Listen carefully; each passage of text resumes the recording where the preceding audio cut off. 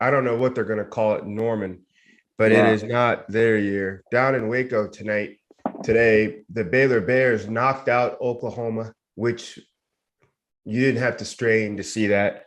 And first, respect to our man Bryce Petty. A toast to Bryce. Bryce was honored today EP. at the Baylor game. Led the chant. I think he had his he had something retired, and his family was on the field. So, Bryce, you're the man. We love you.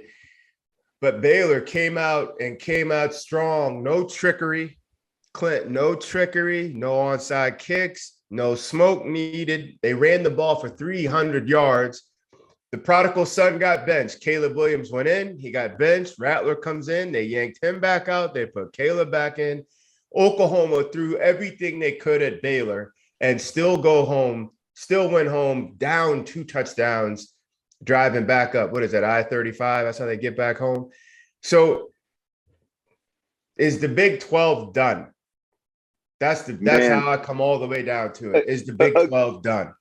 Again, G, I want to say yes, but this isn't a normal year, man. I mean, really, there's that 4 spot that's going to be up for grabs, and probably Cincinnati is going to be the most deserving for everybody other than the group that says, well, it doesn't matter, records are out the window. Who's the best 4 football teams at the end of the year? If we go through all of these different strengths of schedules and how the eye test and all the things that we talk about when we talk about the top 4, Cincinnati is a team that should probably be firmly in that 4 spot. The fact of the matter is it's a group of 5 team, and so that spot is going to be wide open.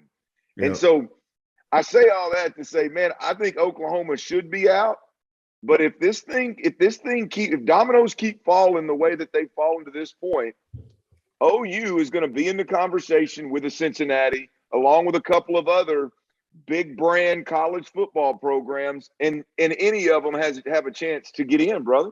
And I'm telling you, Alabama being vulnerable, like we talked about, could make this thing even more interesting in a crazy year at the top. OU. So to answer your question, no, I don't think OU's out of this thing. I don't think the College Football Playoff Committee is going to let that happen. Ooh. Showing your cards, we are going to swing back around, Hack, on the playoffs. But, Hack, I just want to ask you, are you disappointed? Should we be disappointed in the Sooners? Or did they just do the most with what they had this season, and this is what it looked like?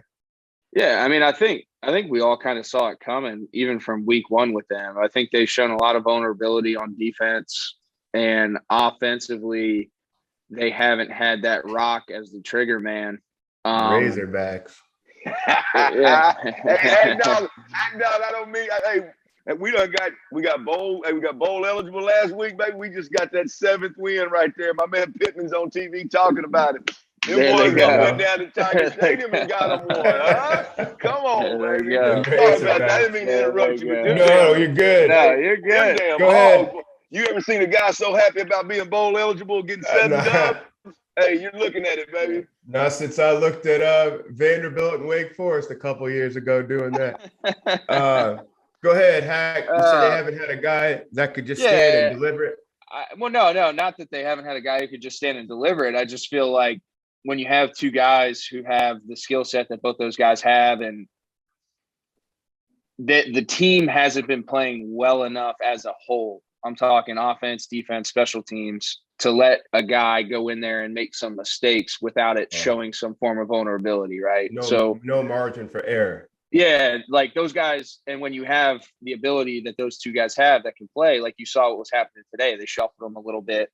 And like everyone thought Spencer was pretty much done, and people were calling for Caleb to be in the Heisman race, and then he came out and played like a freshman a little bit today. So they're a typical Oklahoma team. They overcome those games. They figure something out. They run the ball really well. He gets a couple cheap ones at the end that look really good on his stat sheet, and they keep it moving. But they just haven't had that luxury this year, in my opinion, watching them. And they've shown, like I said, a lot of vulnerability, especially on the defensive side of the ball. And I don't think they have it to go 12 rounds with Ohio State and you start rattling off the names. I think I think there's 6 or 7 teams you could talk about. I think Michigan State's one of them. You know what I mean? So there's a lot of teams out there that have played football consistently and showed a certain brand that I think would present Oklahoma with a lot of problems. And I think the one thing you said is earlier when we were talking, I don't think Oklahoma's out of the water yet either. So they still got to win out. They still have to do some things to do it. And if they do that, then obviously with the tough games that everyone talked about, with Alabama still having some, and Ohio State still having some, and Michigan State still having some, and Michigan still having some, that whole top thing can be totally shifted. And that's the cool part. I mean, as a fan, I like it. Like, it's cool to watch now because it's not as predictable, but it does, create a lot of issues for those guys who are going to ultimately have to say, these are the 4 best teams, and that's what we're going to roll with in the playoffs.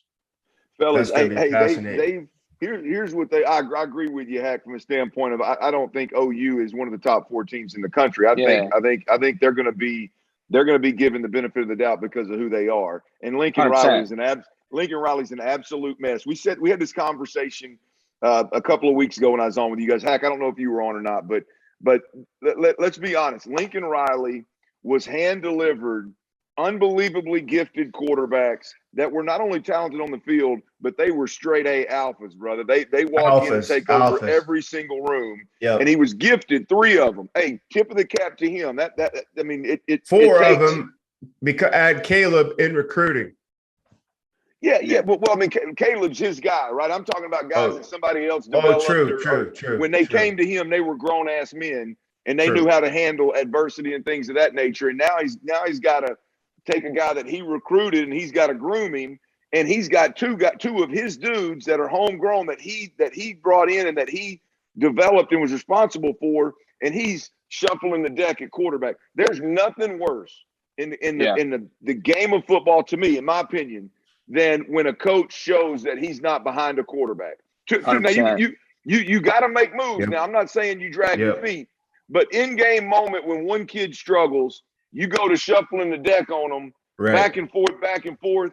I mean, I don't know how you were. I don't know how you guys were from a quarterback perspective. It's over with when you do that. I needed complete and total confidence that I could go out there and let it rip and not worry about the results to play my best ball.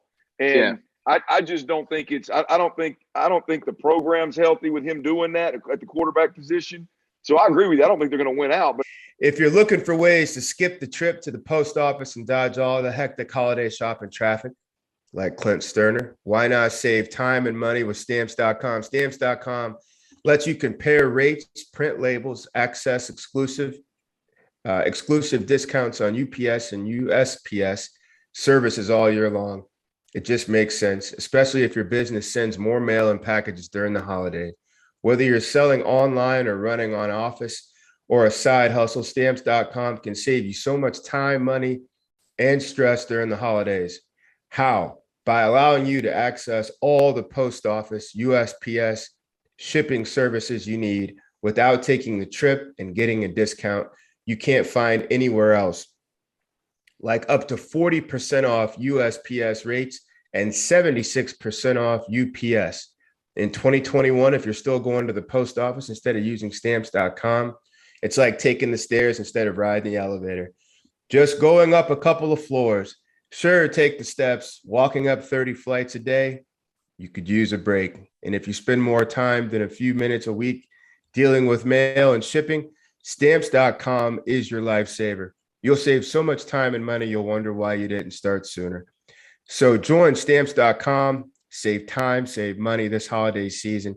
Sign up with the promo code DARK. That's all caps for After Dark Show, Phil to 12, for a special offer that includes a 4-week trial, free postage, and a digital scale. No long-term commitments or contracts. Just go to Stamps.com like Christian Hackenberg does. Click the microphone at the top of the page and enter the code DARK, all caps, for Stamps.com.